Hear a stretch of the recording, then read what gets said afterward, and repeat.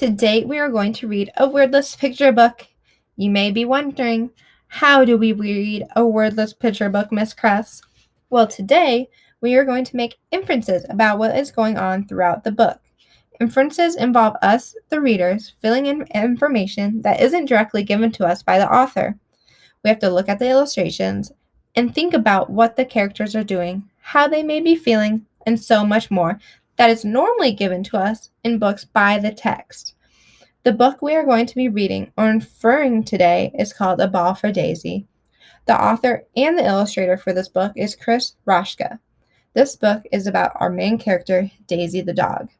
I picked this book because it won an award for Best Illustrated Children's Book. When we were making inferences based off the pictures, I thought this book would be perfect for us to work on making inferences with no text. When inferring, I want you to be thinking about what may be coming next. Remember when we were learning about making predictions? I'm going to ask you all to predict some of our story, so I hope you all are ready. Let's get started.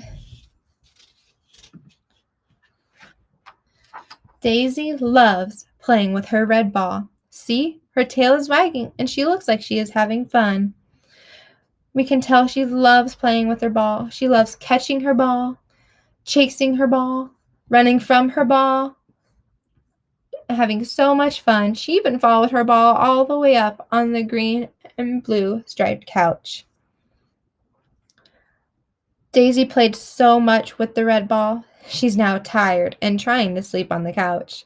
She keeps moving closer and closer and closer to her red ball until she is comfy enough to fall asleep. She feels safe next to her red ball. There. Look how comfy she looks. Just in time, Daisy woke up from her nap to go on a walk with her owner. Her tail is wagging. Again, we can tell how excited she is to go on a walk. Students, we're going to take a pause here. Daisy knows she's getting to go on a walk, and dogs love going for walks. Has there ever been a time you knew you were about to go somewhere fun? Or somewhere you just love? How did you feel in that moment? Do you think you felt as excited as Daisy feels now? I bet. She looks so excited to go for the walk. Daisy's owner puts the leash on Daisy so they can go for a walk. They start walking. They walk past a tree, and they walk past a hydrant on their walk.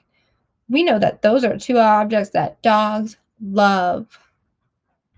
Once they get to the park, the owner takes off Daisy's leash, and Daisy was playing with her red ball again. She chases after her ball when the owner kicks it and brings it back. It looks like they are playing a fun game of fetch. She's running after it again, having to go fetch the ball. Oh no. Daisy doesn't look as excited as she did. Her tail's not wagging. She has a sad look on her face.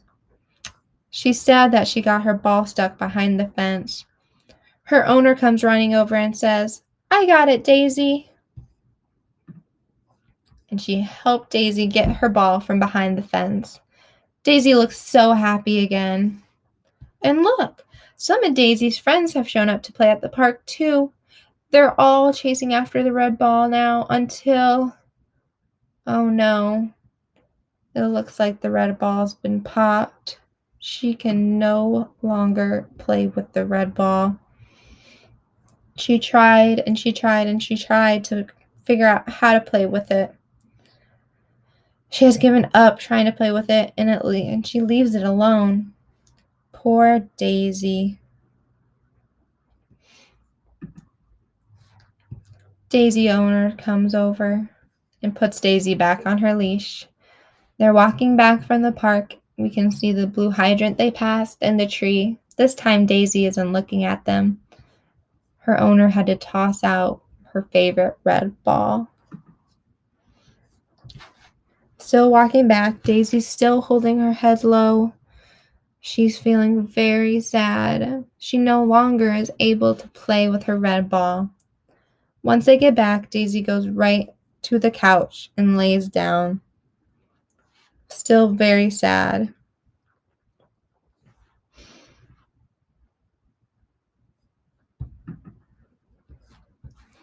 Daisy's owner comes to comfort Daisy, but she's still sad. Students, we're going to take another pause here. So we saw that they had to throw away Daisy's favorite ball. And we know that they're back home and Daisy's still sad. Let's predict how this book is going to end. What do you think will happen?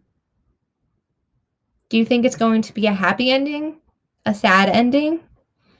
Why do you think that? Are you making connections from the previous pictures we've looked at? Keep your prediction in mind so when we get to the end, you can see if you made a correct prediction. All right, let's continue on. We can now see that it is the next day because Daisy's owner is in different clothes. They are walking back to the park. It still looks like Daisy's sad that she doesn't have her red ball. Her tail isn't wagging like the last time when they went to the park. Look at Daisy's face. She looks so excited. It looks like she's getting a blue ball to play with. That her friend, the dog, brought a blue ball this time to play with. Daisy looks so excited to play. They're playing together. They're both chasing the ball. And look, Daisy got to take the blue ball home. So she got to replace her toy that was broken. She looks so happy this time walking home. And that dog also looks happy. And now we see that Daisy's back on the couch taking a nap, nice and cuddled up with her new blue ball. The end. Students, did you make a correct prediction? Did you predict that somehow she was going to get another ball? Yeah. Maybe some others made other predictions. Now, students, when I was inferring this book, I was mostly talking from the point of the view of Daisy, right?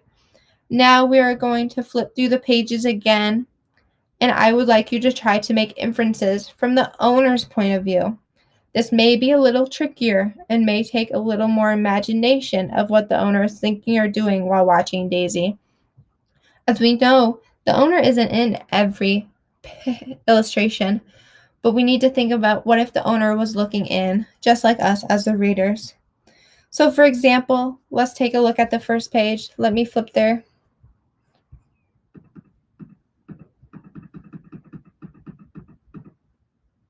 So here is our first page with Daisy playing with her ball. If I was Daisy's owner, I would talk about how I love watching Daisy play with her favorite red ball. Or another inference we could make is maybe I would wish Daisy played with me more than her ball. I know my dog Finley loves his toys, and sometimes I just wish he would pay more attention to me than his toys. So you can take it any way you feel, just how you are inferring it. For this activity, I would like for you to write on sticky notes of what you inferred for each page. So when we come back together, we can hear all the different inferences that were made throughout the book. I will flip through the pages slowly, but feel free to hit pause on this video to do your inferring and write it down. Remember, students, there are no right or wrong answers. This is how you are inferring the pictures. So remember, we are inferring from the owner's point of view. So now I will slowly go through the pages again. Please hit pause if needed.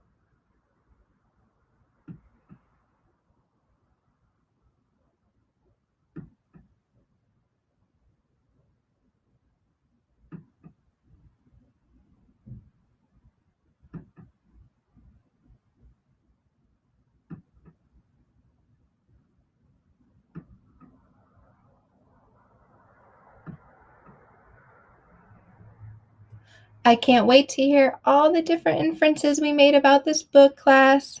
And I will see you next time.